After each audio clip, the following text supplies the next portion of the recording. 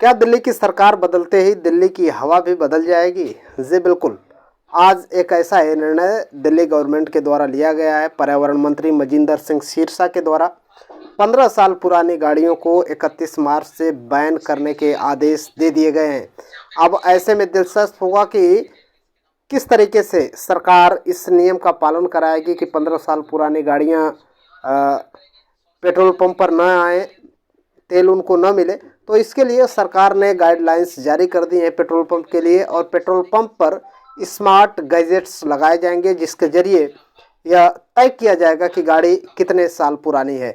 अगर गाड़ी 15 साल पुरानी है, अगर आप दिल्ली में रह रहे हैं, गाड़ी आपकी पुरानी है, तो आप सजग हो जाएं, क्योंकि 15 साल से ज़्यादा पुरानी गाड़ियों को अब पेट्रोल और डीजल पेट्रोल पंप पर 31 मार्च से नहीं मिलेंगे।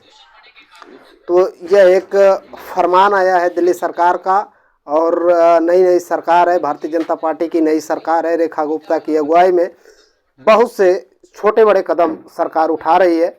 यमुना की सफाई के लिए भी मशीनें कुदा दी गई हैं पूरी तरीके से, लेकिन सबसे बड़ा सवाल है, क्या गंगा साफ हो पाएगी? क्या दिल्ली की आबो हवा में वो परिवर्तन मजिंदर सिंह सिरसा ला पाएंगे? हालांकि कदम तो उठा रहे हैं, लेकिन साहसिक कदम उठाने होंगे। और जिस तरीके से सर्दियों के समय में पराली के जलने से जो प्रदूषण दिल्ली को परेशान करता है, दिल्ली की आबो हवा को बिगाड़ता है, क्या दिल्ली की सरकार उस पर भी कड़ा एक्शन ले सकती है?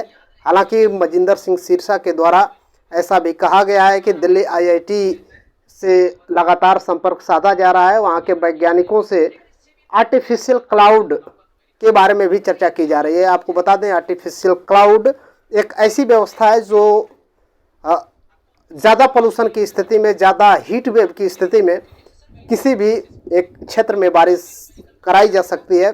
और आर्टिफिशियल क्लाउड का उपयोग सबसे पहले दुबई में बारिश कराने के लिए किया गया है। अब शायद उसी पैमाने का इस्तेमाल दिल्ली की सरकार कर पाएगी, और अगर ऐसा कर पाएगी तो निश्चित तौर से दिल्ली वासियों के लिए, अगर आप दिल्ली में रह रहे हैं तो आपके लिए भी एक अच्छी खबर है। और यमुना की सफाई के कार्य काफ़ी तेज़ी से चल रहे हैं, लेकिन सबसे बड़ा सवाल है कि क्या दिल्ली में गिरने वाले वो हजारों नाले जो यमुना को प्रदूषित करने में अपना महत्वपूर्ण योगदान दे रहे हैं। यमुना का पानी बिल्कुल काला देखने को मिलता है। अगर आप जाएंगे यमुना के किनारे तो गंध देता हुआ नाला की तरह यमुना आपको दिखाई देगी। तो क्या उन नालों पर, जो नाले गिर रहे हैं, उन पर भी प्यूरीफायर लगाए जाएंगे, नालों को रोका जाएगा, नालों को डाइवर्ट किया जाएगा? अब नालों पर क्या एक्शन होता है, यह भी देखना दिलचस्प होगा। जैसे जैसे सरकार आगे बढ़ेगी, अपने कार्य जो सरकार ने वादे किए हैं, उन वादों पर अगर खरा उतरने में सफल रह रही है सरकार, तो कहीं ना कहीं निश्चित तौर पर दिल्ली में जो बदलाव हुआ है वह दिल्ली की जनता के लिए कारगर साबित होगा। और महिलाओं को मिलने वाले 2500 रुपये की भी अच्छी खबरें आ रही हैं, और 2500 रुपये भी अब जल्द ही महिलाओं को मिलने की संभावना है। और हालांकि रेखा गुप्ता ने शपथ ग्रहण के बाद अरविंद केजरीवाल की सरकार पर करारा प्रहार किया था, बोला था कि खजाना पूरी तरीके से खाली है। लेकिन 8 मार्च को महिला दिवस के दिन क्या रेखा गुप्ता की अगुवाई में भारतीय जनता पार्टी महिलाओं को 2500 रुपये उनके खाते में भेज पाएगी?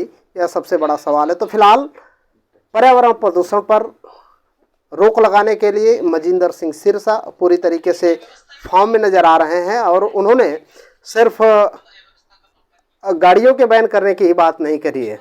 बड़े बड़े होटल्स, बड़े बड़ी कंस्ट्रक्शन साइट्स, एयरपोर्ट्स, इन सब पर